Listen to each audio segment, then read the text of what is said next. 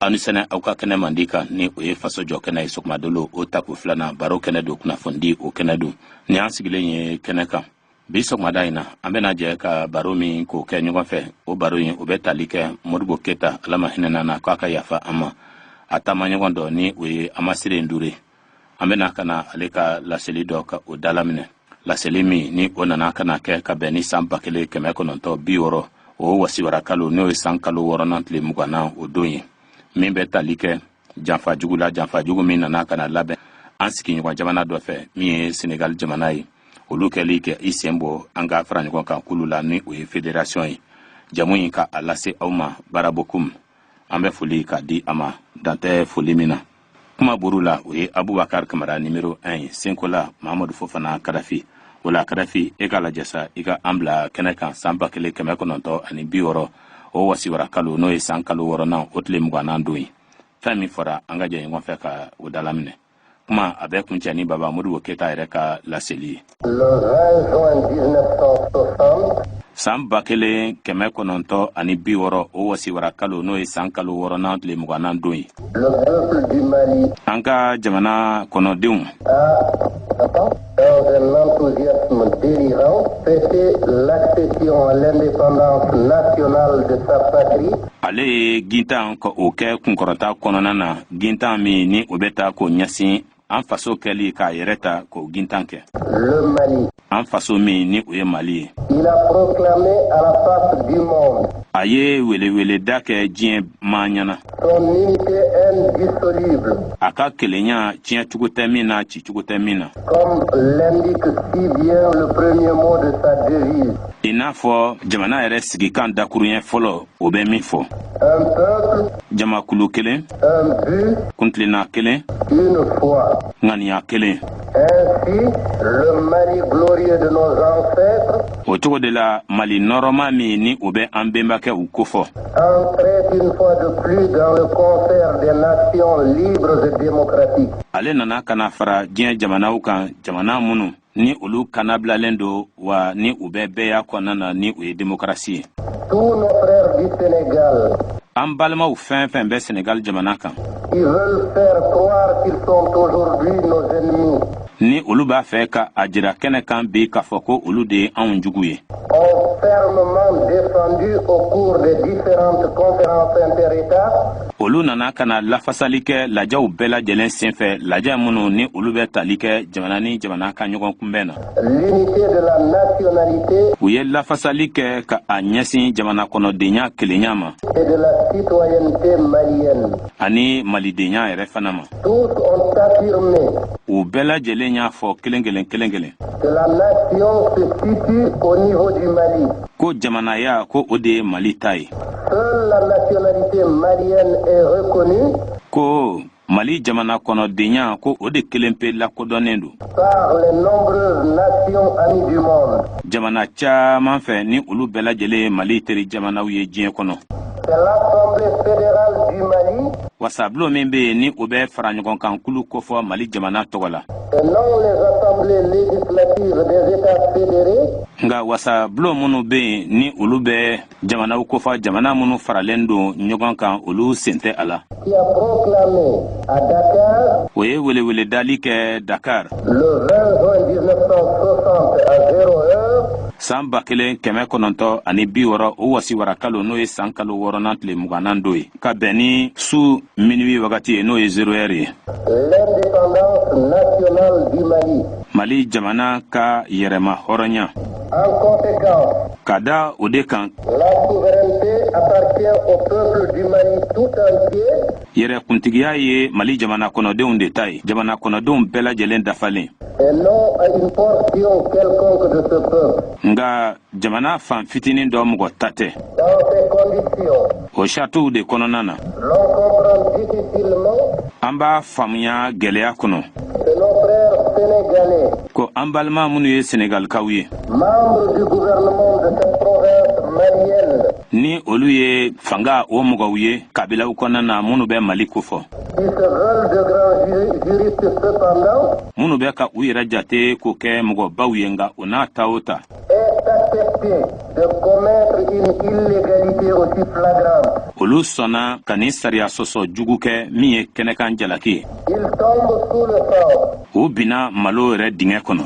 Il n'avait pas le droit de prononcer le retrait du Sénégal sariya tɛ u bolo ka Sénégal jamana senbɔli kofɔ de la Fédération du Mali. ka bɔ Mali faraɲɔgɔnkankulu kɔnɔna na.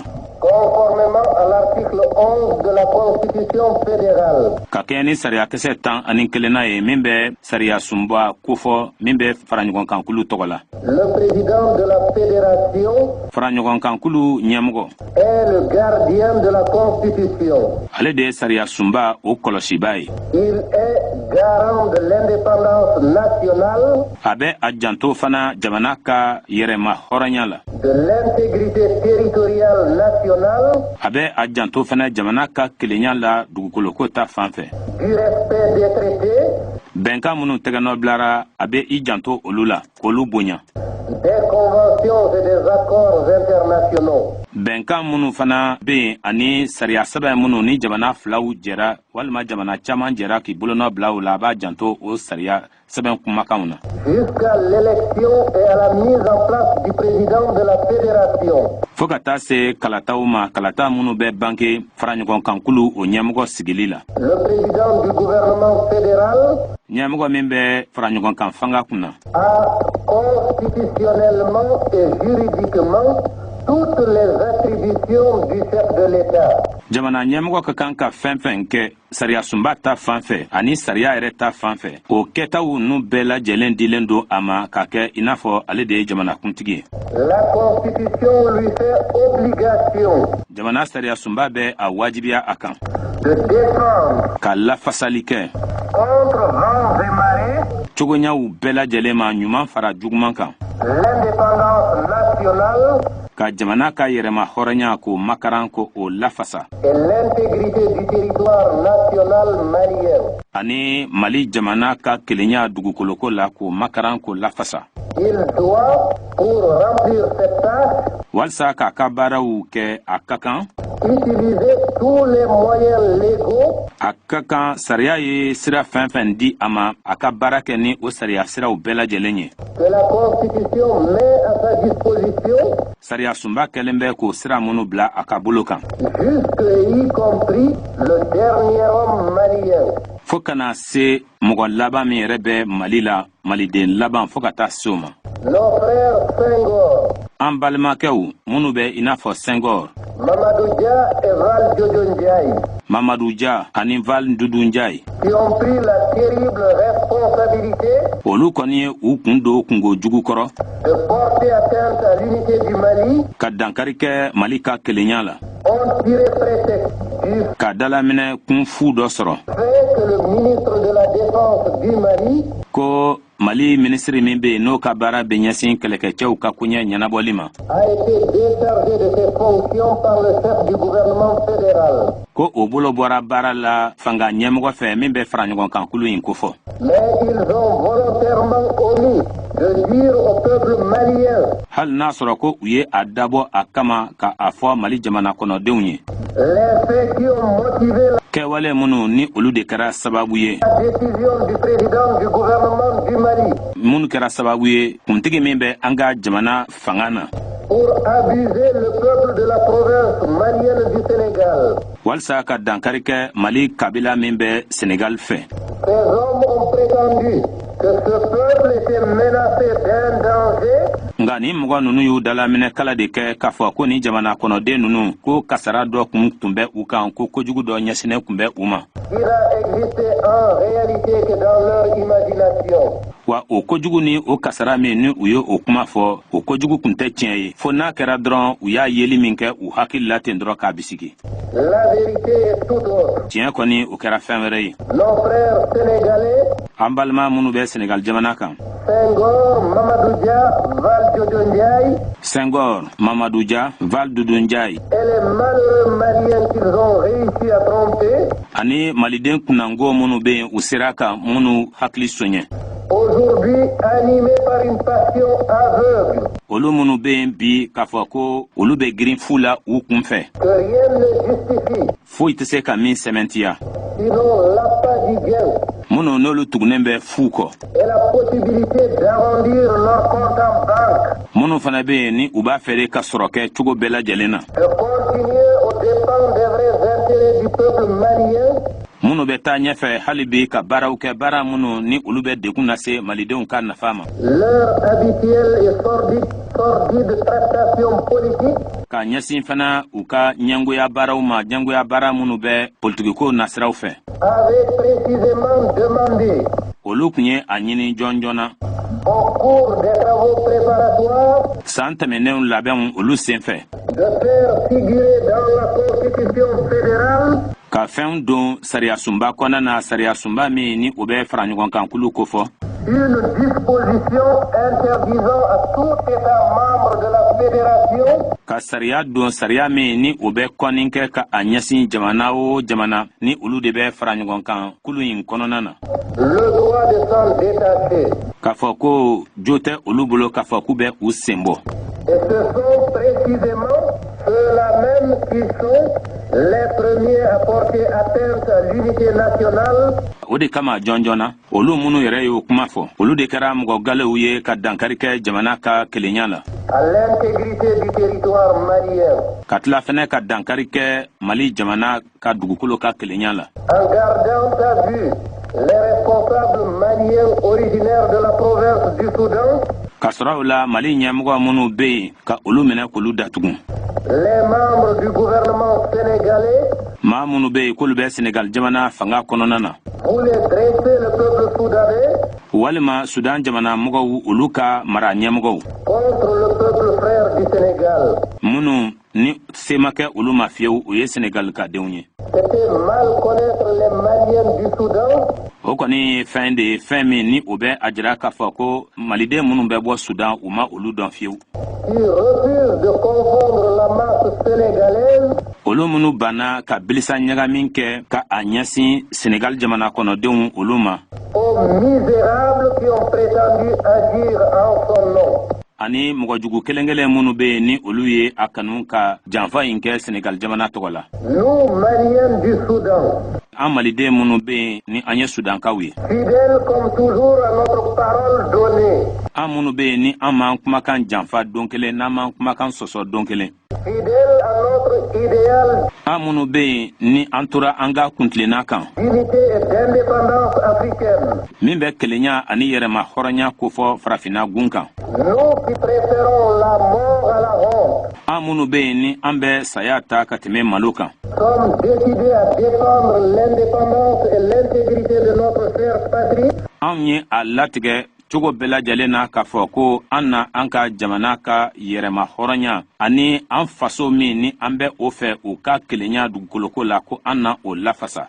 le Mali, an faso n'o ye mali ye envers et contre tous ceux qui ont pris devant l'histoire le triste et combien honteux rôle k'a ɲɛsin mɔgɔw ma ani ka mɔgɔw fɛnɛ kɛlɛ olu fɛn fɛn minnu be yen ni diɲɛma ɲɛna olu ye jɔyɔrɔ ta jɔyɔrɔ min ni o ye malo jɔyɔrɔ ye de fossoyeurs de l'unité et de l'indépendance du Mali, ka taa fara mɔgɔw kan mɔgɔ minnu ni olu ye yɛrɛma hɔrɔnya ni kelenya kɛlɛbaga ye mali ka yɛrɛma hɔrɔnya ni mali ka kelenya kɛlɛbagaw ye de l'unité et de l'indépendance africaine. ani farafinna ka kelenya ni farafinna ka yɛrɛma hɔrɔnya kɛlɛbagaw Le monde entier comprendra difficilement diɲɛma bɛɛ lajɛlen na ni faamu gɛlɛya kɔnɔ l'attitude d'un Senghor kɛwale min ni o nana ka na kɛ nin sɛngɔri nin fɛ qui se prétend fédéraliste depuis toujours. ale min bɛ a yɛrɛ jate ka kɛ maa ye maa min bɛ mɔgɔ tɔw fara ɲɔgɔn kan tuma bɛɛ la À l'heure actuelle,